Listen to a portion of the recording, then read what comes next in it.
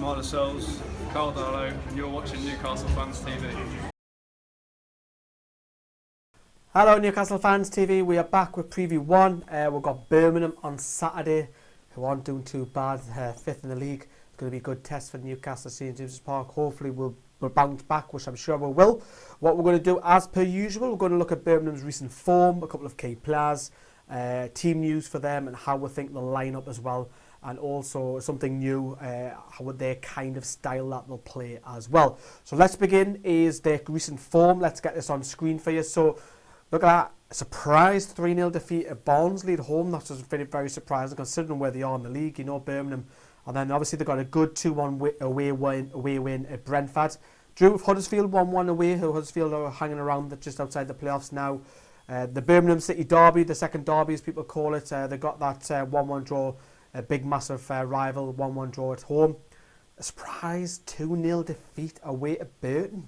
That's quite surprising, isn't it, considering Burton hanging around the bottom, 6 or 7, 8 teams. And they beat Rotherham 4-2, which is, they're like the battle rams in this league as well. Rotherham really struggling as well. So the last 6 games, they've picked up 8 points, which to be in 5th position isn't great. Could say about Newcastle's form isn't great either. We know they've scored 8 goals, they've conceded 10, so they do concede a lot of goals. If you look at that now on screen, they concede every single game. So Rafa, there's goals to be had. Please play 2 up top, please. I don't think that'll happen, mind. We'll find out on the tactic boards what lineup I think Rafa will go for. The key players for me is the 2 strikers. Birmingham. Well, let's get on to Birmingham, how they play. Birmingham will play a 4-4-2, flat back 4-4-2 on each side. They're very good at creating chances. They create a lot of chances. They're very good at set pieces going forward as well. They bring a lot of the bodies back from up top. They're good at stealing the ball off opponents, so they press they press on you.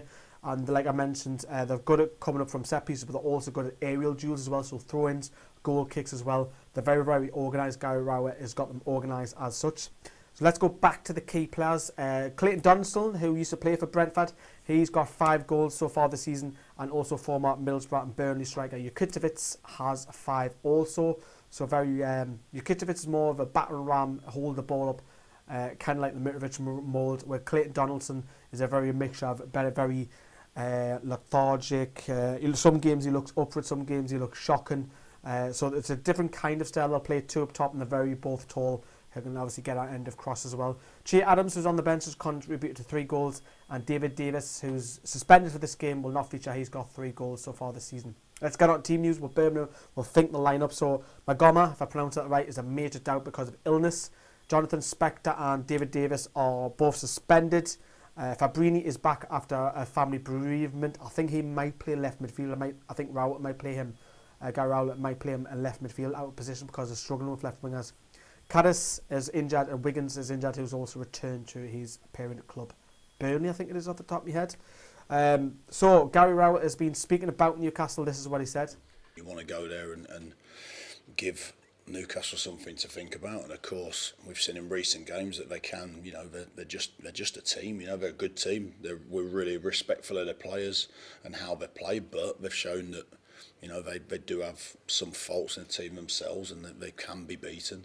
But what I think you have to also do is look at, you know, the strengths of your own team and how you think that you can play against it. Well, we're usually, in some ways, usually we're quite suited to teams that pass the ball. We're quite suited to teams that want to play expansive football.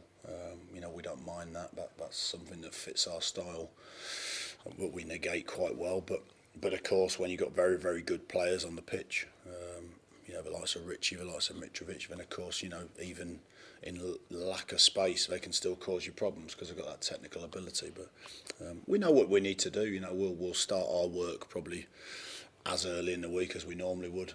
We'll make sure the players are mindful of it, but also, you know, we'll make sure the players know that we've won games like this. You know, we've caused teams problems like this. You know, you look last season, we drew at Burnley, we beat Derby County away, we drew at Middlesbrough. It's one of those great games that, you know, if you're a player, you want to play in the bigger games. We spoke about it a lot recently, haven't we? About sometimes when we're maybe turning into the favourites for some games, they become your biggest challenge. When you're the underdogs and you go into a place like that, you've got nothing to lose, have you? So, and historically, you know, we've always done okay in these type of games. But we know this. we know it's going to be a tough place to go. I've obviously played there myself, so you know, in front of 50,000 fans, it's not an easy. You know, the atmosphere can be incredible if you give the opposition a lift and if you give the opposition some early chances. But alternatively, you know, it's an inspirational place to play as well because of. So obviously Gary Rowlett's been saying some nice things about Newcastle, and obviously the atmosphere at St James's Park, that he thrives on going there, which is nice because I think that's key, you know. I think the atmosphere at St James's Park is key, that we get behind the lads. If we haven't scored after 20 minutes, don't worry about it. Just get behind them. Let's make the atmosphere electric again, because some games it has been this season, other games it hasn't. We'll talk more about Newcastle tomorrow. Let's get on to Birmingham, how they'll think they'll line up. So this is what I think Birmingham will go with. So I think they'll go former Man United goalkeeper Kuziak in goal, Cogley at right back because of Spector being injured, and then they think we'll go with Morrison at centre back, Ryan Shotton at centre back as well, the former Stoke defender, Jonathan Grounds, former Borough left back, will play left wing, Welsh midfielder David Copper at right wing, and then Tesche and Kifton Fald in centre midfield. As I've already mentioned, Fabrini, I think he might play left wing, and then they'll play with Jukicevic and Donaldson up top. So it's a good test for Newcastle to bounce back. I think Newcastle will bounce back. I can't see Newcastle suffering 3 defeats in a row. I'll be shocked if we suffer a defeat, another one in the league. I'm talking about another 3rd defeat. I'll be very surprised. I'm going to go for Newcastle and win 2-0. The lineup, your guess is probably good as mine. We'll see in the tactic board tomorrow what I think they might go with. Rafa has his press conference at 1 p.m. on Friday, so we'll see a little bit more in depth on who's back and who's injured and who's available and so on. So we'll find out more tomorrow. I'm at work tomorrow very, very late. I'll not get in until 11 o'clock, so tomorrow's video will be out probably midnight, 1 o'clock tomorrow for the tactics board. But let me know what you think of Birmingham. What do you think?